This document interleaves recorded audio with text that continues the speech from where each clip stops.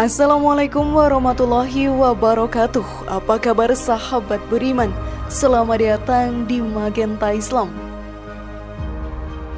Hidup dan mati sudah diatur oleh Allah Subhanahu wa Ta'ala. Kita semua pun pasti akan mati. Tidak akan ada yang bisa hidup abadi di dunia ini. Bisa saja ajal menjemput di umur yang sangat muda atau malah sebaliknya. Semua itu sahabat beriman, hanya Allah Subhanahu wa Ta'ala yang mengetahuinya.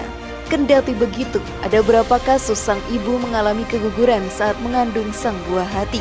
Tentunya hal ini pun menyisakan kepedihan dan kesedihan yang sangat mendalam.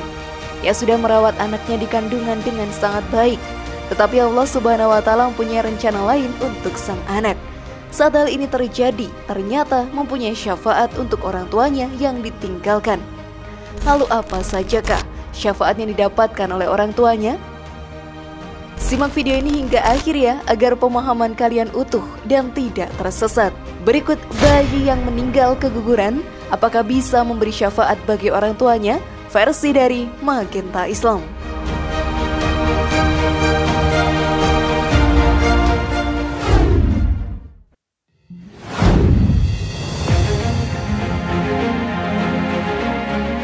Dibangunkan rumah di surga. Setiap pasangan suami istri pasti mendambakan kehadiran seorang anak di dalam keluarganya.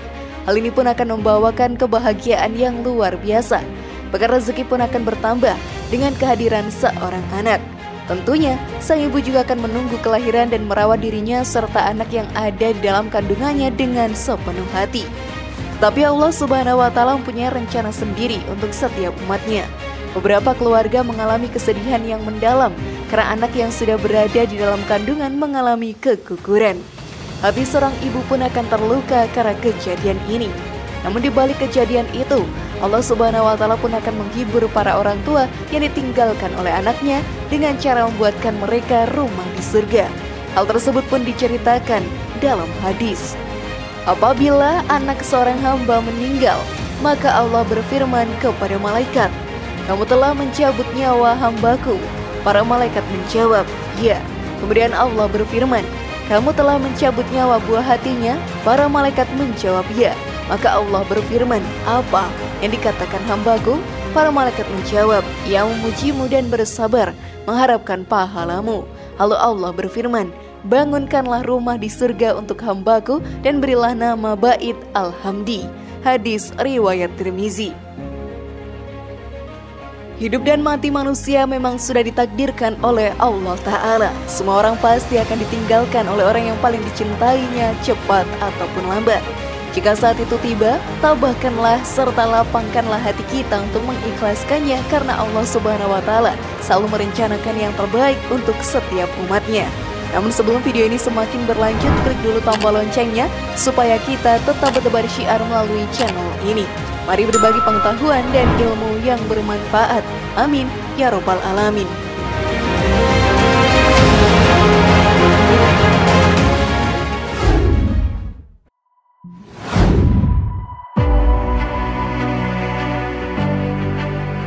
Sang anak akan diasuh oleh Nabi Ibrahim alaihi salam di Ar-Raudhah. Saat kita ditinggalkan oleh seorang anak yang paling dicintai dan disayangi, maka yakinlah bahwa Allah Subhanahu wa Ta'ala punya rencana terbaik untuk mereka. Tidak akan pernah Allah Subhanahu wa Ta'ala memberikan sesuatu yang buruk kepada setiap umatnya. Bagi sang anak yang mendahului orang tuanya ke akhirat di umur yang belum balik ataupun keguguran, maka di akhirat nanti akan diasuh oleh Nabi Ibrahim alaihi salam. Seperti dijelaskan dalam hadis, lalu kami mendatangi sebuah kebun yang secara merata berisi warna musim semi. Di antara dua tepi kebun terdapat seseorang yang jangkung, yang nyaris aku belum pernah melihat manusia yang kepalanya memanjang di langit seperti itu. Dan sekitar orang itu terdapat banyak anak-anak kecil yang pernah aku lihat. Saya bertanya, apa ini sebenarnya? Mereka ini siapa? Adapun laki-laki jangkung dalam taman, ia adalah Ibrahim alaihissalam. Adapun anak-anak di sekitarnya adalah bayi yang mati di atas fitrah. Lantas sebagian sahabat bertanya, "Ya Rasulullah, juga anak-anak orang musyrik?" Rasulullah Shallallahu Alaihi Wasallam bersabda, "Juga anak-anak orang-orang musyrik." Hadis riwayat Bukhari. Hal tersebut merupakan berkah yang sangat luar biasa. Tentunya kita bisa dengan tenang jika mengetahui anak kita akan dididik atau dijaga oleh Nabi Ibrahim alaihissalam di akhirat nanti.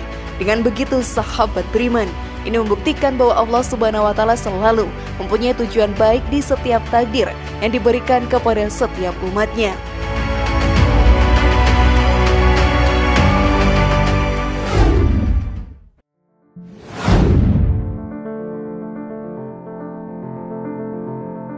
Sang anak akan menunggu orang tuanya di surga.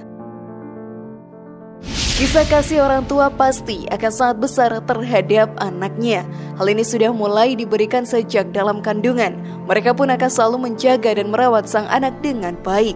Pastinya orang tua tidak akan pernah membiarkan anaknya tersakiti. Sang ibu yang mengandung walau dalam kesulitan tetap memperhatikan sang anak di dalam kandungannya. Mereka pun akan memakan makanan bergizi yang sangat baik untuk kondisi janin di dalamnya.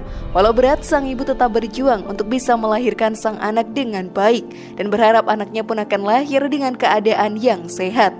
Namun saat Allah Subhanahu wa Ta'ala telah menakdirkan bahwa sang anak tidak akan lahir karena sang ibu mengalami keguguran, sang anak pun akan membalas kasih sayang orang tuanya selama di kandungan dengan menunggu mereka di dalam surga.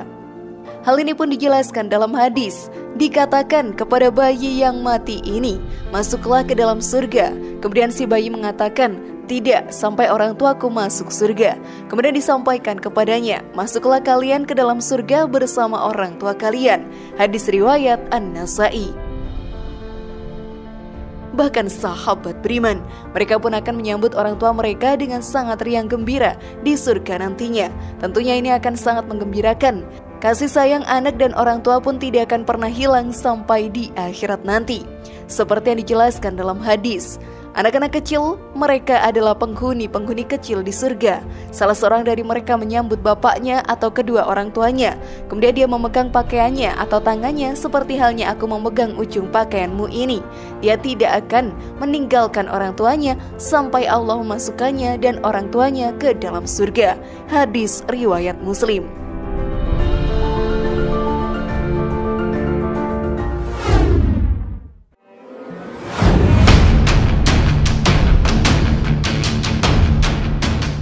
Jangan pernah melakukan aborsi. Ini dia hukumnya dalam Islam. Kasus yang banyak terjadi saat ini adalah kedua pasangan yang berzina memutuskan untuk melakukan aborsi untuk menghindari rasa malu dan tanggung jawab yang akan dituntut oleh kedua keluarga. Hal ini pun sangat dilarang untuk dilakukan. Dalam Islam sendiri, aborsi dengan alasan menghapus malu atau menutupi aib sangatlah dilarang. Hal ini pun disampaikan oleh Ustadz Abdul Somad dalam ceramahnya. Jika dalam kesehatan tidak mengganggu nyawa dari ibu dan anaknya, maka haram melakukan aborsi. Jika dilakukan, maka sama saja membunuh orang. Hati-hati, jangan macam-macam dengan aborsi. Perbuatan aborsi dengan sengaja dan untuk menutupi kesalahan atau dosa zina merupakan perbuatan yang bisa dibilang membunuh. Sungguh dosa membunuh orang sangatlah besar dan Allah murka kepada orang yang membunuh saudaranya sendiri, apalagi anaknya sendiri. Seperti dijelaskan dalam Al-Quran.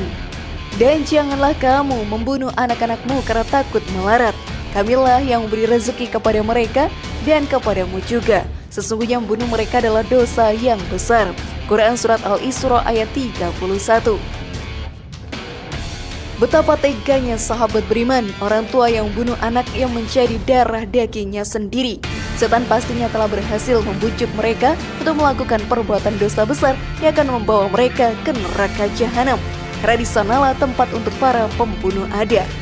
Hal ini pun diterangkan dalam Al-Quran. Dan barang siapa membunuh seorang yang beriman dengan sengaja, maka balasannya ialah neraka jahanam.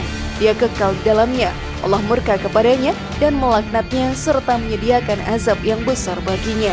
Quran Surat An-Nisa ayat 93.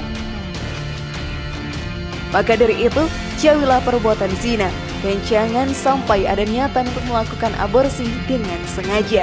Karena azab dunia dan akhirat akan kalian dapatkan juga.